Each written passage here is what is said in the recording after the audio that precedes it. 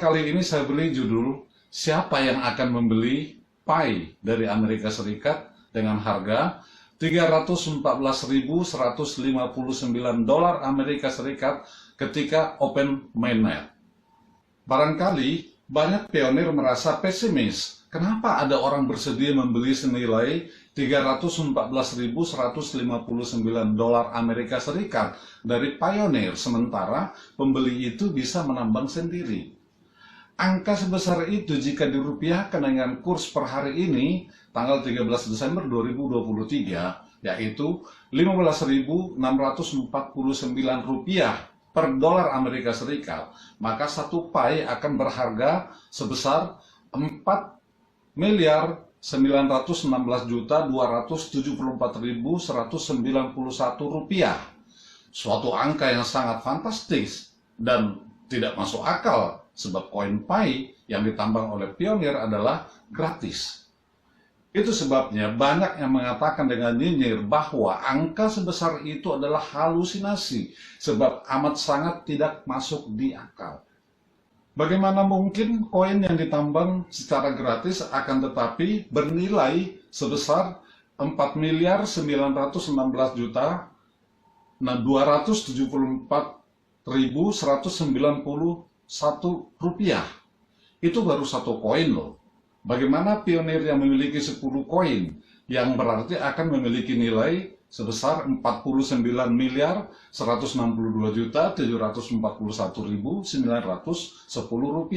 atau hampir 50 miliar.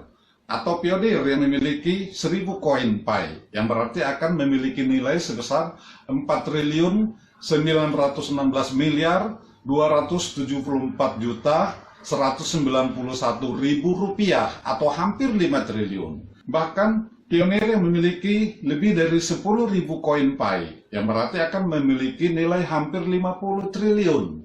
Hahaha, mimpi, halusinasi, whatever. Tetapi mari saya ulangi lagi pengalaman pahit saya bersama Bitcoin agar kita para pionir tidak mengulangi kesalahan saya. Sekitar bulan Juni tahun 2009, saya ditawari oleh seorang teman untuk ikut menambang Bitcoin. Waktu itu, saya sangat memahami dunia investasi, khususnya instrumen investasi di bidang keuangan. Sebab saat itu saya bekerja sebagai profesional di bidang pasar modal, khususnya pasar saham. Saya tanya teman saya, apa itu Bitcoin? Dia tidak bisa menjelaskannya. Dia hanya ikut-ikutan menambang sebab masih gratis. Dia hanya menunjukkan wajah optimis bahwa Bitcoin ini akan sangat mahal suatu saat. Tetapi saya kan tidak bisa percaya begitu saja dong dengan optimismenya. Saya penasaran dan mencari tahu apa itu cryptocurrency atau digital money. Tetapi karena waktu itu referensi tentang kedua hal itu belum banyak, ya saya tidak pedulikan ajakannya itu. Oke lah. Koinnya memang gratis, akan tetapi peralatan yang dibutuhkan untuk menambangnya itu yang sangat mahal. Personal komputer yang digunakan untuk menambangnya harus dengan spesifikasi yang sangat tinggi dan harus on atau aktif selama 24 jam, tidak boleh mati.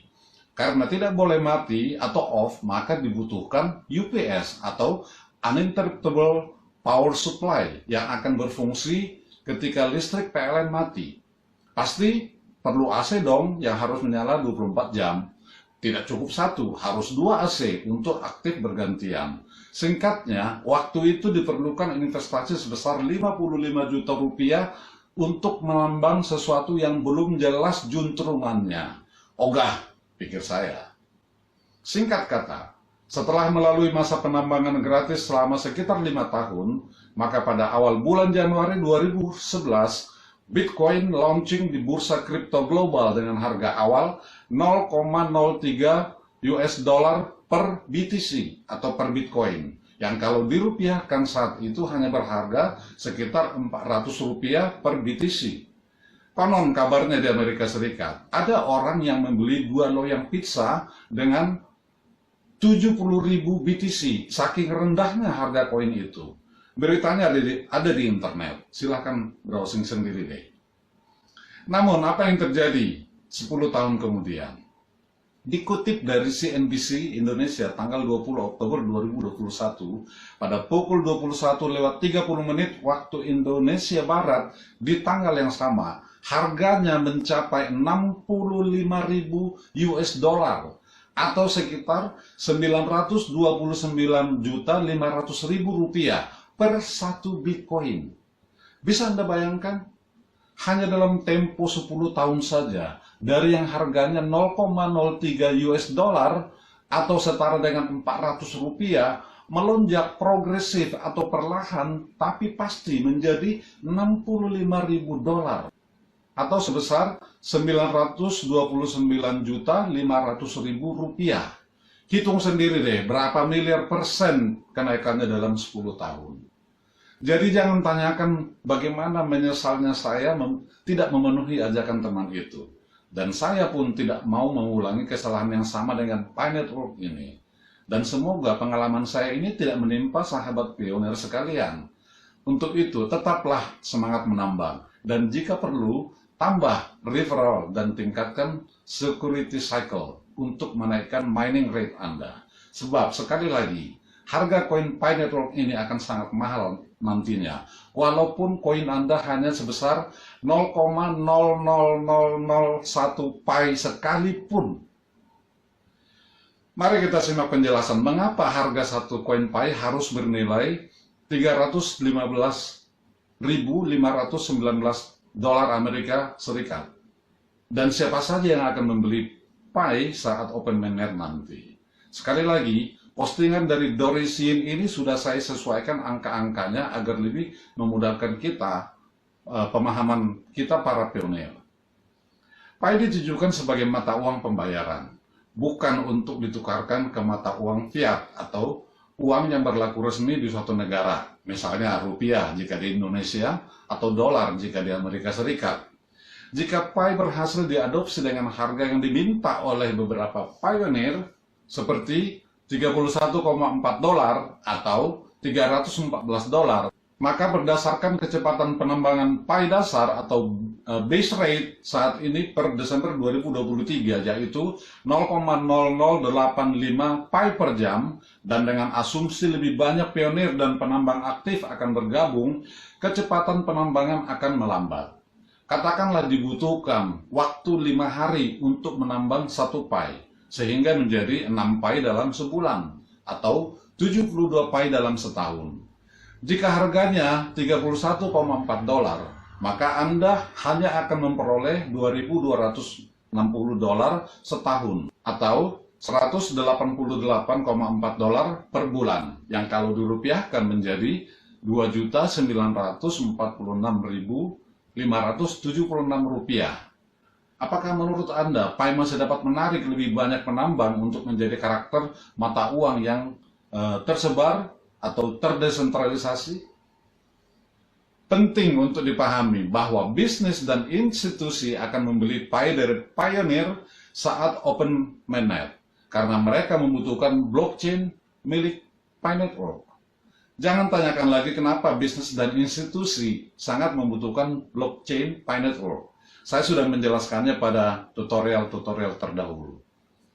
Untuk menjadi pengguna blockchain Pi Network, mereka harus menyediakan setidaknya 10.000 Pi jika harganya hanya 314 dolar, atau 100.000 Pi jika harganya hanya 31,4 dolar. Namun berdasarkan kecepatan pengembangan saat ini sebesar 72 Pi per tahun, bisnis dan institusi perlu menambang selama 13,8 hingga 138,8 tahun untuk memperoleh 10.000 hingga 100.000 Pi. Hal ini tidak praktis, jadi kemungkinan besar mereka akan membeli koin Pi dari para pionir. Jika Pi mencapai harga GCV atau Global Consensus Value yang stabil, yaitu sebesar 314.159 dolar Amerika Serikat saat open mainnet, bisnis dan institusi tidak akan merasa mahal untuk membeli Pi karena satu Pi akan memiliki daya beli sebesar 314.159 dolar.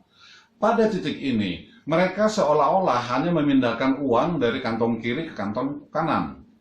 Ketika harga Pi adalah GCV 314.159 dolar, Bisnis dan institusi hanya perlu menjaminkan 10 pi atau 100 pi, bukan 10.000 atau 100.000 pi. Bisnis dan institusi akan membeli koin pi dari pionir selama 1 tahun pertama, karena timing atau momentum untuk berbisnis adalah sangat penting. Sekarang mari kita lihat angka perdagangan internasional. Doris Yin mengutip pidato konferensi Twitter tahun terakhir yang diikutinya di bulan Juni sebagai berikut. Menurut data BIS atau Bank for International Settlements, rata-rata volume transaksi harian pasar valuta asing internasional adalah 6 sampai 11 triliun dolar Amerika Serikat. Jika 1 pi bernilai 1.000 dolar Amerika Serikat, dibutuhkan 6 sampai 11 miliar pi. Jika 1 pi bernilai 10.000 dolar Amerika Serikat, dibutuhkan 600 juta sampai 1,1 miliar pi. Jika harganya 100.000 dolar Amerika Serikat, dibutuhkan 60 sampai 110 juta pi. Tetapi jika harganya mencapai 314.159 dolar Amerika Serikat, dibutuhkan hanya 19 juta 98.609 hingga 35 juta 14.117 pi. Saat ini Kortim hanya memiliki 850 juta pi yang tersedia untuk digunakan. Oleh karena itu, harga barter awal pi perlu ditingkatkan menjadi setidaknya 314.159 dolar Amerika Serikat per pi. Dan ini adalah harga yang paling masuk akal untuk penyelesaian internasional atau international settlement. Sekarang mari kita lihat angka-angka perdagangan Tiongkok. Menurut statistik Bea Cukai pada tahun 2023, total impor dan ekspor perdagangan barang Tiongkok pada kuartal pertama tahun 2023 adalah 9,89 triliun yuan, meningkat dari tahun ke tahun atau year on year sebesar 4,8%. Di antaranya, ekspor mencapai 5,65 triliun yuan, meningkat dari tahun ke tahun sebesar 8,4%.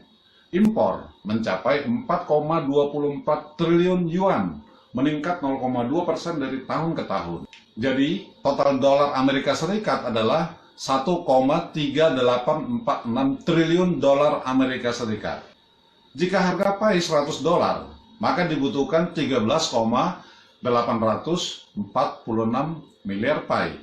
Jadi, saat ini Kortim telah memigrasikan 2,4 miliar pi dan 1,6 miliar pi yang terkunci atau di lock up, dan hanya 850 juta pi yang masih tersedia atau available.